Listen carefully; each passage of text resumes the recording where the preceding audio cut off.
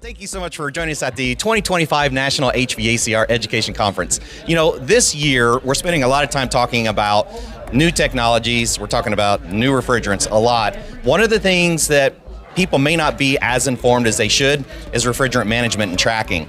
It's a big deal. Like even back in my time as a technician doing refrigerant for the commercial sector, I was manually tracking any time that we had leaks, anytime we were transferring refrigerant into the stores, out of the stores. It was a lot of work, right? We actually have regulations that's even starting to change things. He's like, I got this one. Let's go with this. So this is Adam. So let's talk about FMHero and like, where did it begin? Like, what was the reasoning to even develop what you're doing? I'm Adam with FMHero. This is Les. Say hey, Les. Hello, I'm Les. Yeah. So we kicked it off for that very reason. You know, even today in a lot of the classrooms, they're teaching students to paper log what they're doing. Like, hey, I added gas to the system. I recovered this. Well, what happens to those paper logs? Where are they going? Who's keeping them? Are they kept up after they leave school? Typically not. And so we said, hey, look, there's a real issue in the marketplace, in the entire ecosystem, from the contract or the technician in the field through the contractor to the equipment owner. And that issue is not it's not singular. It covers every part and person in the industry. Sure. And the EPA regulations have changed recently. Oh, a lot of people don't even know about that side of things. The techs themselves are responsible. Yeah. And we've heard contractors say, well, now the techs are responsible, we're not. Yeah. And we have to laugh like, we're helping you be more responsible is what we're doing. So we created FMHero. The who is you. Absolutely. Good. Single source of truth. Yeah. So we created FMHero as a refrigerant management platform to really solve that. Okay. And so you've got tools out there that do job scheduling and all of that. We do a little bit of that just because that's the logical tie-in for those other tools. Yeah, you want it to integrate with things that are already in industry, maybe. That's right. Yeah. But we're still using paper. So the people that are still using paper and aren't using a CRM or anything like that, that's built in so they can use it and be complete. Okay. So we've got those tools, but really no one's doing the what came out of what cylinder and it went into which system. Man, oh man. What came out of which system and went into which recovery cylinder. Yeah. And where did it go after that? So the expectation is when you bought that 25 pounds of gas, you can track every ounce, every pound, every gram, whichever measurement you're using, all the way through to the complete, even the heel of the cylinder before you get rid of it. Oh, wow. And then you got to say, all right, well, it went into all these systems, and now I'm going to say I'm recovering this system. Well, where did that go? Right. And which reclaimer or wholesaler did it go to? And can you show that you've properly transferred that to somebody and it's going to the right place? That's the expectation, and that's true at the tech level. It's true at the contractor level. It's true at the equipment owner. Right? Sure. So we're trying to have a holistic solution that works together. It's not one data. When you come up to a unit, if somebody else has been there, it's already in the system. Yeah. Because that unit is covered by the entire ecosystem of FM. Oh, absolutely it is. It's really... I even think about like the contractor, right? The contractor that's got 20, 30, 40 vans out there and buying millions of dollars of refrigerant, over a year, a couple years time. Where's that refrigerant even going?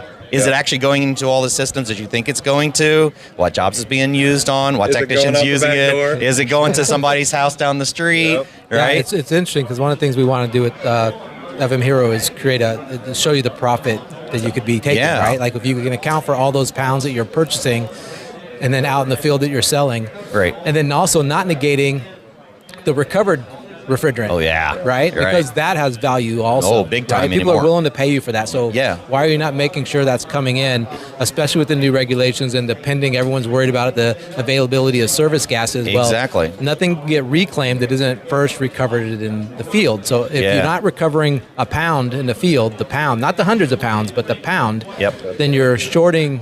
You can't have availability of service gas at an affordable price, right? Yeah. So our little mantra is, track it, control it, profit.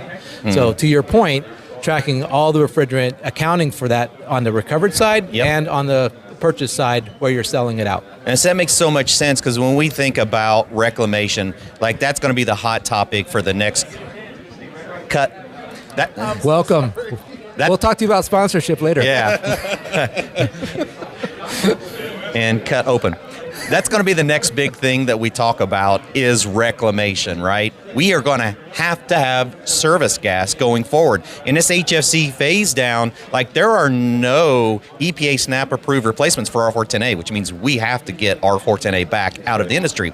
I even had one distributor that told me that they are now going to require the contractors to show proof of reclamation before they will put them on the list for A2O refrigerants. Now we're cooking, because if you think about that, right, they only want to sell refrigerant to contractors that are bringing refrigerant back in for service gases. Right. And so now you actually have a way to track that. That's right. From a bigger perspective. And prove it. So if you're being asked to prove it, you can say, hey, here's all of our record. Yeah, absolutely. And this is what we did with our old wholesaler. Now we're moving to you guys. We want to prove that we're doing it, and we want to switch teams. So yeah, it works. Yeah, because if you think about like allocation, so I had a contractor come to me that's going to be installing one brand or one of the generations of refrigerants that's going into new equipment.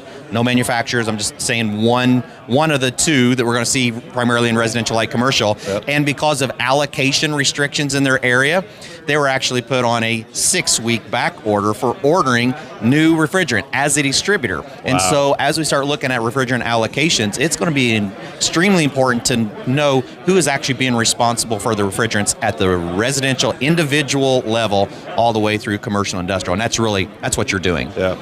And to your point, I mean, already today in California and New York, there's an issue with, New York's at a little pause point, but the reality is there's an issue with, there's not enough 404 coming in for the entire country to provide the service gas to the grocery chains. And that's the starting point. The industry kind of starts with this high-level grocery chain, industrial process stuff, but it all trickles down eventually, and it is. The regulations, as we read them, this starts to hit next year, for example, 26. Yep. You've got a 15-pound limit before you're having leak loss issues and so on. So all these regulations start to come down further and further down the chain. Yep. And so people go, well, that's not really going to impact me. Well, it does, and it is. Yep. So it's time to really focus on that.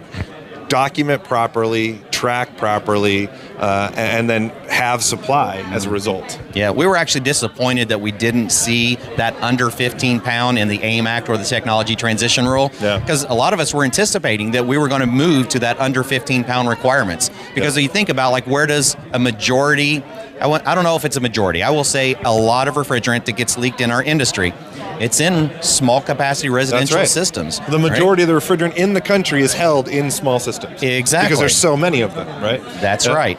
So, it does. In 26, you do get that 15-pound limit on the leak loss rate. It skips. There's an exception for light commercial and residential. Right. But for now, right? But at the same time, you're talking about a 15-pound system. How many residential systems are you installing that are more than 15 pounds, right? Not very many. So really, when you're talking about 15-pound systems, you're likely already crossing that threshold. Yeah. And the point is, the reality is, if you're already putting the gas in, tracking it is easy.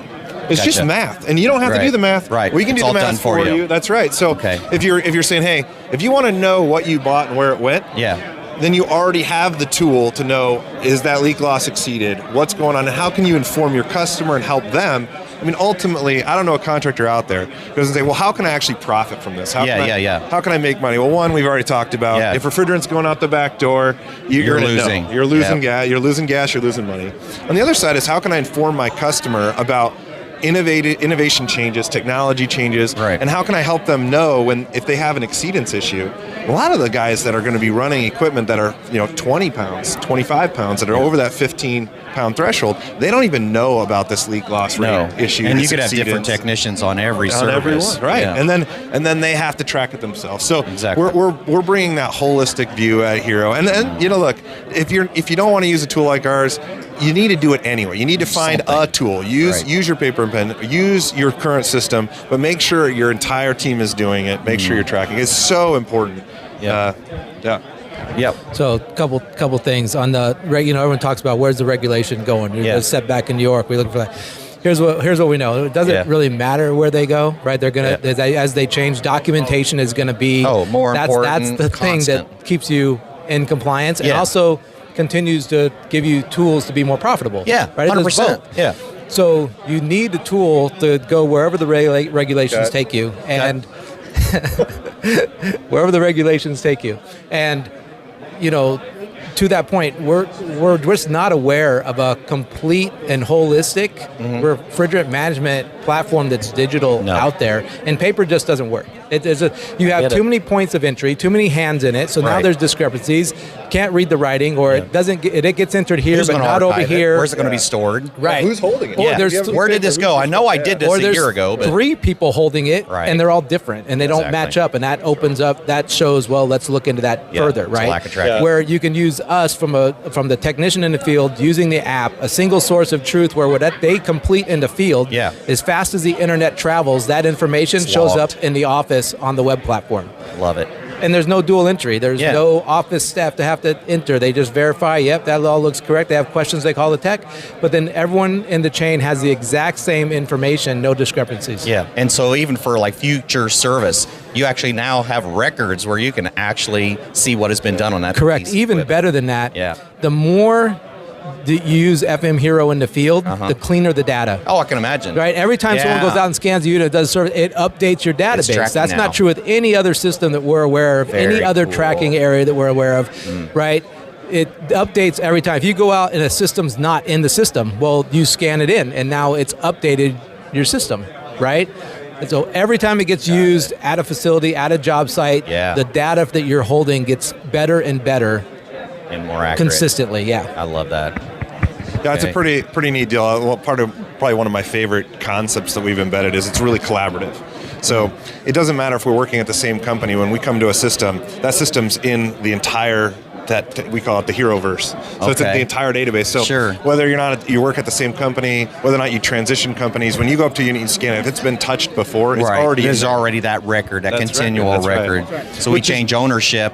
Doesn't matter. That's right. We've still been tracking that asset. That's right. And that's great for the equipment owner, because now no matter who touches it, they know what's the gas history. is added here. Yeah, what's the leak rate? Who touched it when? All of that. Man, they talk about if they take a system, they do the remodel, right? Yeah. Or they do tenant improvement. Yeah. And like, we're going to replace all these over here, but this other store we can use this equipment at. Sure. And so they move this, right? So now that equipment, all the records are still there. It just now lives at a different place. A different home. Right? So you just move it. You install it over here, and all the records are still intact. It lives at a different location, and the records continue on from that location. I love this. All right, so if we're wanting to learn a little bit more about FMHero, if you get to see this live later today, which I'm planning on, we encourage you to come hang out. Awesome. Check out the booth. Learn what's going on. Following this conference, how can people get in touch with FMHero? Yeah, you can go to our website, fmhero.com. And on the website, if you're going, hey, I want to learn more, you can schedule a demo. We'll do a live demo with you, your team, the people who you on your team that you feel need to be a part of that conversation. And you can hit us with the hard questions. Well, can it do this? And what about this scenario? We'll happily walk through all that for you. And if you just want to try out the app, you're like, I want to do the hands-off approach. I just want to see it. Yep, go to the website. If you go in there, you're able to download the app right from there, or you can go to your app store on iPhone or Android. So get on the app store, you get on the website, you can schedule a demo, super easy. Okay, I love it. Can I try on your hat? Well, yeah, you can try on the hat. Yeah, let's do a poll on who the hat looks better on. Okay, maybe. all right, here's the poll, everybody. Here we go. We're going to try it. Oh, it looks pretty good. I don't know. I have to say. I think Clifton looks better in the hat because he's got the matching coat, but it was nice to cover up the shine. Oh. So in the comments, let us know. Who do you like the hat better on? Let us know in the show comments, and we look forward to you connecting with FMHero. Guys, I really appreciate your time today. Thanks, Clifton. Thanks a lot. It. Thank you. Have a good show. Thanks.